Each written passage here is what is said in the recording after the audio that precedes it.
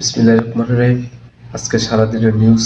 বাংলাদেশের সকল স্টুডেন্ট ট্রাফিকের দায়িত্ব পালন করছে এবং বাংলাদেশে যত শাকসবজি সবজি বিক্রি করতেছে, যেটার দাম ছিল আপনার 100 টাকা 150 টাকা, ওইটার দাম এখন বর্তমানে 60 টাকা 70 টাকা। তবে আরো অন্যান্য ব্যবসায়িকরা সবাই বলছে আসলে দেশটা এখন কোনো ট্যাক্সস কিছু লাগবে না, আশা করি সব দাম নিয়ন্ত্রণের ভিতরে থাকবে। যে খবরটা শুনে আসলে অনেকটা ভালো লাগলো, নিজের ভিতরে একটা আনন্দ বোধ করছি। কারণ যদিও বিদেশ থাকি, তারপরও দেশে কিছু হলে আসলে আমরা প্রবাসীদের সকলেরই হৃদয়ে রক্তকরণ হই। কারণ ঘুরে পেঁচে আবার বাংলাদেশে যেতে হবে, এই কারণে বাংলাদেশের জন্য সবসময় পাগল থাকি। যদিও বিদেশ থাকি, সবসময় মনটা থাকে বাংলাদেশে। সারাদিন নিউজের মাধ্যমেই থাকি, কখন কি হয় না হয় এগুলাই সবচেয়ে বেশি দেখশন করে রাখি। সকল প্রবাসী, শুধু আমি না, সকল প্রবাসীরাই বাংলাদেশে কি হচ্ছে না হচ্ছে এইদিকে সবচেয়ে বেশি দৃষ্টি আকর্ষণ থাকে। বাংলাদেশের যত প্রবাসী আছে সব দেশের সবারই। যাই হোক, উনি ওনার বাবার প্রতিশোধ নিতে গিয়া দেশটাকে আসলে কি পর্যায়ে রেখেছিল সে আসলে বুঝতেই পারেনি। সে নিজে স্বৈরাচার হিসাবে বসে উনি ক্ষমতা আর অনেক বছর চালাতে চেয়েছিলেন, কিন্তু সংসদ ভবন থেকে ধরে ট্রাফিক থেকে ধরে আপনার রাস্তাঘাট পরিষ্কার থেকে ধরে কলেজ ভার্সিটি সব পরিষ্কার থেকে ধরে সবকিছু ছাত্ররা এইভাবে করতে যাচ্ছে, আসলে তারা প্রশংসায় ভাসছে। তবে ছাত্র ভাইদেরকে আমি একটা জিনিস বলবো, দৃষ্টি আকর্ষণ করে, যে কোনো সরকার ক্ষমতায় আসুক, যে কোনো লোক ক্ষমতায় আসুক, ছাত্রদের একটাই দাবি থাকবে, সেটা হচ্ছে কোনো দিকে কোনো দ্রব্য মাল যদি বেশি দাম রাখা হয়, কিংবা যদি কোনো চাকরির ক্ষেত্রে ঘুষ লাগে, যদি কোনোখানে টাকা বেশি নেওয়া হয় যাত্রীদের কাছ থেকে, কিংবা থানায় মামলা করতে গেলে ওসিরা অনেক সময় বলে যে তেলে খরচ দেন, এই দেন সেই দেন। এইসব নিউজ মানে শোনার সাথে সাথে প্রতিটা কলেজ ইউনিভার্সিটি ভার্সিটি থেকে ধরে সকল ছাত্রী 10 জন 20 জন একসাথে ঐক্যবদ্ধ হয়ে প্রতি ইউনিয়নে, প্রতি থানায়, প্রতি সারা বাংলাদেশের আনাচে কানাচে সব জায়গায় এমন একটা গঠন করার দরকার যে 1 টাকা ঘুষ নেওয়া যাবে না, 1 টাকা ঘুষ দেওয়া যাবে না। তাদের জীবনটাকে সামনে রেখে বাংলাদেশ এগিয়ে যাবে। কিংবা বিদেশ পাসপোর্ট অফিস থেকে ধরে মেডিকেল সেন্টারে ঘুষ নেওয়াটা বন্ধ করতে হবে। এইদিকেও আমাদের ছাত্র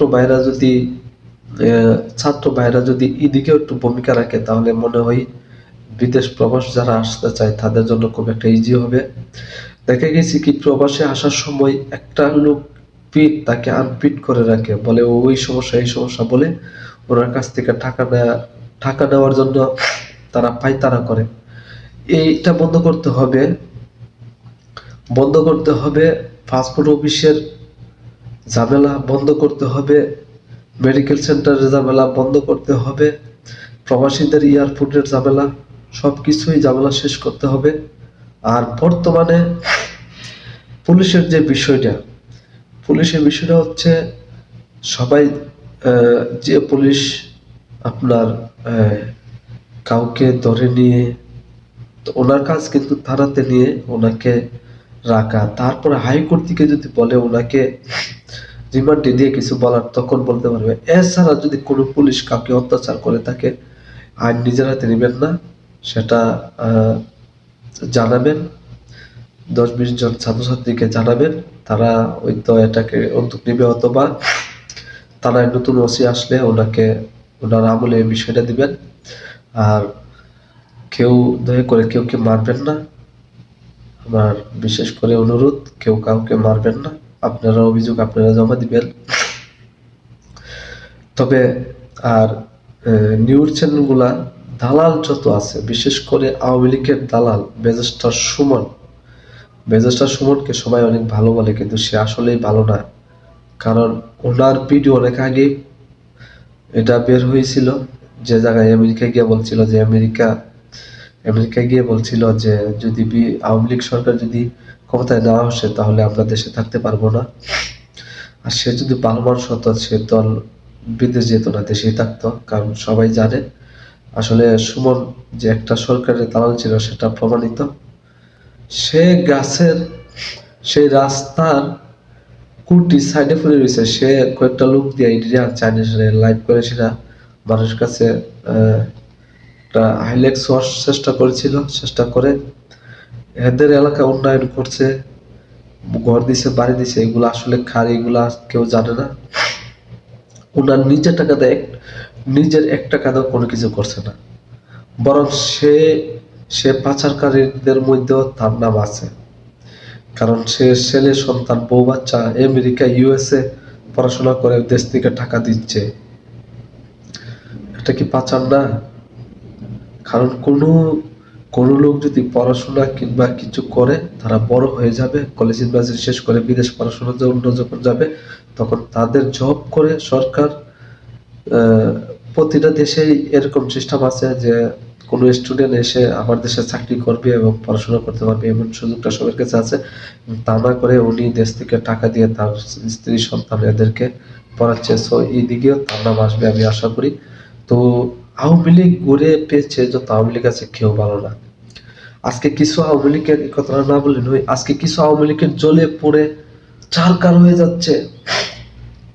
শেখ মুজিবুর রহমানের মূর্তি ভেঙে ফেলছে, শেখ মুজিবুর রহমানকে বেইজ্জতি করা হচ্ছে। শেখ হাসিনা এইভাবে কেন পালিয়ে গেল, কেউ কেন হেল্প করলো না।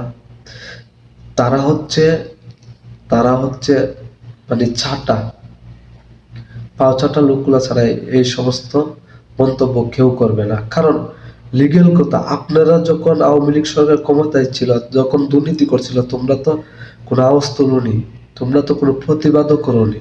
এখন কেন এই মাতামাতি? যখন সরকার ক্ষমতায় থাকছিল তখন যদি আপনারা প্রতিবাদ করতেন যে সরকার এদিকে ভুল করছে, এটা করা ঠিক না, হ্যাঁ, এগুলা এগুলা তো কিছু বলেন না, বরং এখন ওনার সহানুভূতি দেখাচ্ছেন, ভাবতেছেন সরকার যদি আবার রাজনীতিতে আসে, আপনাদেরকে ভালো ভালো আসন দেওয়া হবে, আপনাদেরকে মূল্যায়ন করা হবে। কিন্তু আপনার এটা বুঝতে হবে, যে সরকার পালিয়ে গেছে সে কখনো আসার জন্য পালিয়ে যায়নি। আর সেই আওয়ামী লীগ বলতে কোনো দল, কোনো লীগ, আওয়ামী লীগ বলতে কোনো লীগ থাকবে না বাংলাদেশে। বাংলাদেশের মাটিতে আওয়ামী লীগের কোনো লীগ থাকতে পারবে না। ছাত্ররাই ক্ষমতায় থাকুক, যেই ক্ষমতায় থাকুক, লীগ বলতে কোনো জিনিস থাকবে না। তবে আমি মনে করি আমাদের ছাত্র সমাজ কিংবা বিএনপির যত অঙ্গ সংগঠন আছে সকলে আমি মনে করি অনেক ভালো। কারণ এখনো পর্যন্ত অনেক মানুষে ফেসবুকে স্ট্যাটাস দিতেছে যে হ্যাঁ, লীগের হয়ে স্ট্যাটাস দিতেছে, তাদেরকে অনেক কিছু করে না। আমি তাদেরকে সাধুবাদ জানাই